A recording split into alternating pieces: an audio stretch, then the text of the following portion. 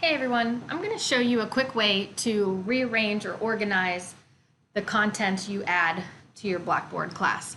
Once I'm in Blackboard, I'm going to come down to my class and click on it.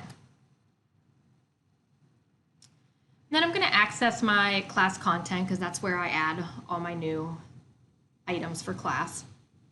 And I have this big long list here. If I were to add something new, no matter what it was, so let's say these were the directions for a new project, and I added directions in the box here. So once I've added these directions, I've titled it, I come down, I've attached whatever I want to this, and I select Submit.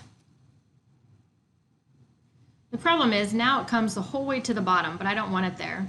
Normally you can take this and just drag it up and drop it, but if I have to drag this up a long way, it's actually a lot quicker for me to select these arrows here. So you'll see these arrows, and I can come down and highlight it by clicking on it and use these top or bottom arrows to drag it to the top.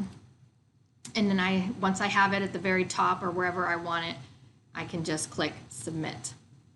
And I say okay, it refreshes, and now I can see that my directions are up here. So I hope using these double arrows saves you a little time when organizing content in your Blackboard class.